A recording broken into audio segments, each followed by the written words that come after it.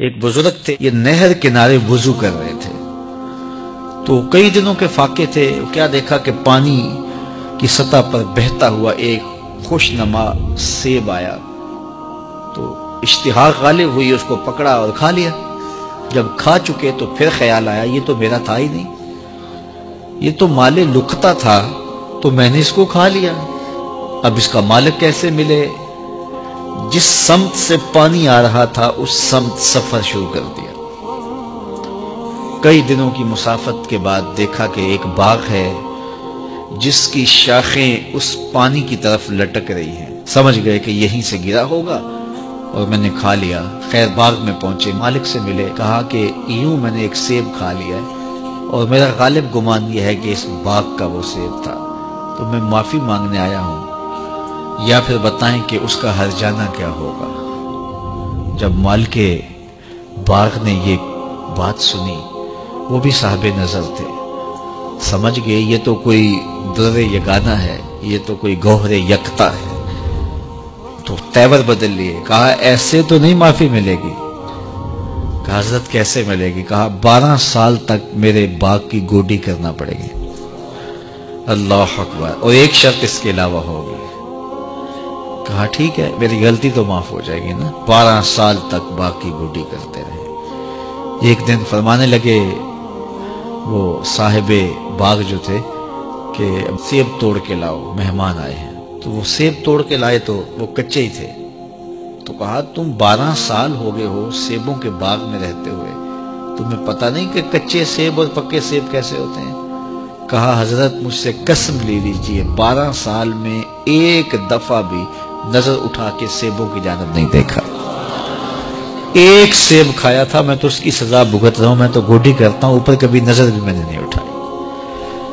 سینے سے لگا لیا، کہا ایک شرط تمہاری پوری ہو گئی، اب دوسری شرط ہے کہ میری ایک بیٹی ہے جو آنکھوں سے نابینا ہے، کانوں سے بہری ہے، بول سکتی نہیں، اور وہ اپاہج بھی ہے، چل بھی نہیں سکتی، اس سے تمہارا نکاح کرنا چاہوں، اگر تمہیں قبول ہے تو معافی ہو جائے گی۔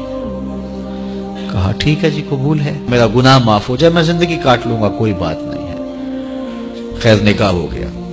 کہا کہ یہ کمرہ ہے، یہاں آپ کی زوجہ آپ کی منتظر ہے۔ جب وہاں گئے تو ایک خوبرو دوشیزہ منتظر تھی، تو فوراً پلٹے کہ میں غلطی سے کسی اور کمرے میں آ گیا ہوں۔ پلٹتے ہوئے دروازے کی چوگاٹ سے سر پھٹ گیا، خون بہنے لگا۔ جب باہر آئے تو صحن میں پہنچے تو وہ بزرگ وہاں تھے۔ کہا کیا ہوا؟ کہ حضرت ایک غلطی کی سزا اتنی کاٹی، اب کہیں دوسری غلطی نہ ہو جائے۔ وہ تو کوئی اور ہے خاتون۔ کہا وہی تمہاری زوجہ ہے۔ تو میں بتاؤں کہ وہ بہری کیوں ہے؟ آج تک اس نے غیر محرم کی آواز نہیں سنی۔ تو میں بتاؤں کہ وہ بول کیوں نہیں سکتی؟ آج تک اس نے غیر محرم سے کلام نہیں کیا۔ اندھی اس طرح ہے، آج تک اس نے غیر محرم کو نہیں دیکھا، اور اپاہج اس طرح ہے، چل کے کبھی گھر کی دہلیز سے گئی نہیں ہے۔ تو اس خاتون کا جب نکاح ہوا اور پھر ان سے اللہ نے ان کو ایک بچہ دیا جس کا نام ہے الشیخ عبد القادر جیلانی۔ جب ماں باپ اس طرح کے ہوں تو بیٹے اس طرح کے ہی ہوتے ہیں۔ باپ کا لقمہ پاک اور ماں اپنی آبرو کی کیسی محافظہ، پھر در یگانہ اور گوہر یکتا جو پیدا ہوتا ہے وہ دین کی احیاء کرنے والا ہے، دین کی مردہ قدروں کو نئی زندگی دینے والا ہے۔ حضرت ملا علی قاری لکھتے ہیں کہ حضور غوث اعظم جب مجلس واعظ کرنے بیٹھتے تو 70 ہزار کا اجتماع آپ کے مجمع میں ہوتا، اور عمومی طور پہ اللہ کی رحمتوں کے حوالے سے بات کرتے، اور جس دن آپ اللہ کے قہر، غضب اور جلال کی بات کرتے کئی جنازے اٹھتے۔ یہ آپ کی گفتگو کے اندر عصر کا رنگ اور شیرینی تھی۔ اللہ اکبر۔